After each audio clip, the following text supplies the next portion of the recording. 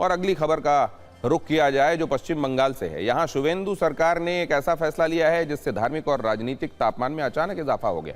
देश में पहले से ही बहुत गर्मी है, इस खबर ने सियासी गर्मी और ज्यादा बढ़ा दी। यह फैसला वंदे मातरम और मदरसों से जुड़ा हुआ है। पश्चिम बंगाल सरकार ने राज्य के सभी मदरसों में वंदे मातरम गाना अनिवार्य कर दिया है। मदरसा शिक्षा निदेशालय की तरफ से 19 मई 2026 को एक आदेश जारी किया गया जिसमें साफ साफ कहा गया कि मदरसों में कक्षाएं शुरू होने से पहले प्रार्थना में वंदे मातरम गाना जरूरी होगा। शुवेंदु सरकार के इस फैसले के तहत सभी सरकारी मॉडल मदरसों, इंग्लिश मीडियम जिसका मतलब है मॉडल मदरसे, मान्यता प्राप्त सरकारी सहायता प्राप्त मदरसों में, मान्यता प्राप्त गैर सहायता प्राप्त मदरसों में, अनुमोदित शिशु शिक्षा केंद्रों में, माध्यमिक शिक्षा केंद्रों में अब वंदे मातरम गाना जरूरी होगा। बंगाल सरकार ने 19 मई को यह फैसला लिया था जो अब लागू कर दिया गया।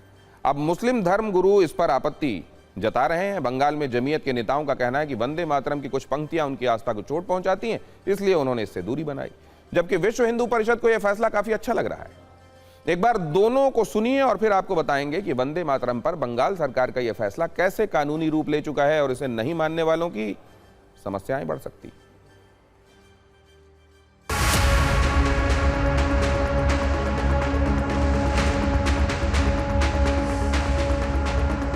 हम ये नहीं कहते वंदे मातरम जो है गलत है या वंदे मातरम जो है मुनासिब नहीं है हमारे और दीगर भाइयों के लिए, दीगर मजहबी लोगों के लिए जो है ठीक है, हमारे हिंदू भाइयों के लिए बेहतर है, लेकिन उसमें कुछ सेंटेंस ऐसे हैं जो हमारा फंडामेंटल जो अकीदा है, हमारा जो आस्था है, उसके खिलाफ जो है वो जाता है। तो इसलिए उसके कुछ जुमलों पर, कुछ पॉइंट्स पर हमें एतराज है।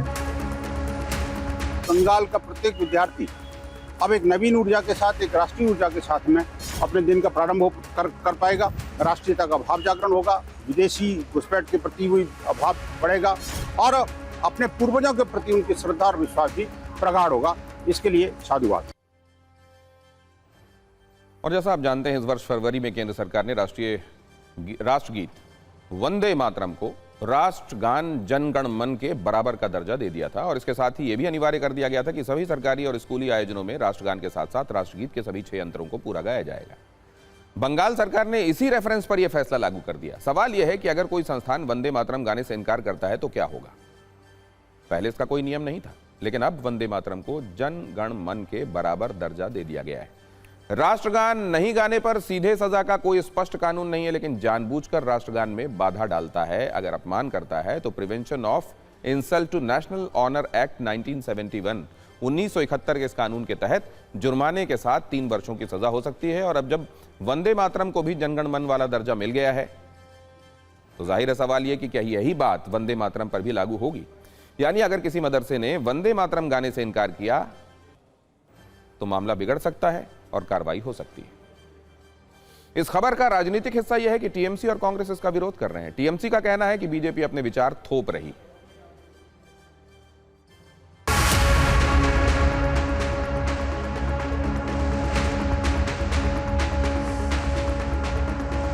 अभी तो ये जो बीजेपी सरकार है वो मुसलमानों पर अपना जो फिलॉसफी वो आरोप करेंगे, तो सरकार का तो ये अधिकार है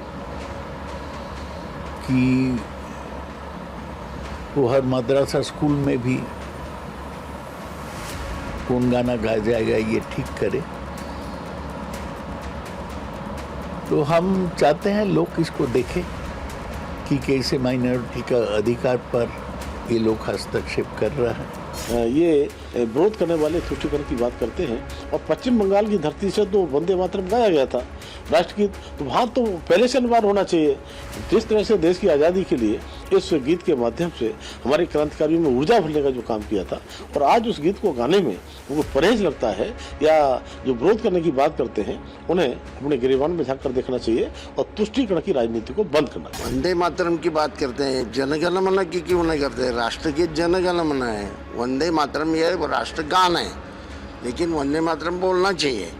लेकिन वंदे मातरम के 2 जो स्टांजाज हैं उसको ही मान्यता है।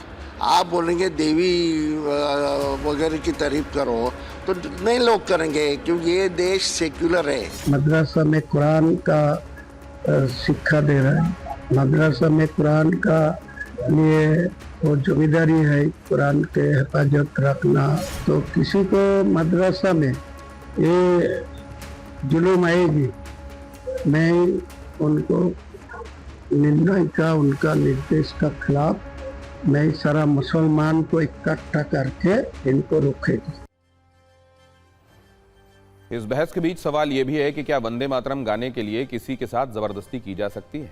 ऐसा मामला पहले भी सुप्रीम कोर्ट पहुंच चुका है। सुप्रीम कोर्ट ने कहा था कि किसी व्यक्ति को उसकी धार्मिक या अंतरात्मा की स्वतंत्रता के खिलाफ जाकर राष्ट्रगान या गीत गाने के लिए मजबूर नहीं किया जा सकता, जब तक वो सम्मान बनाए रखे।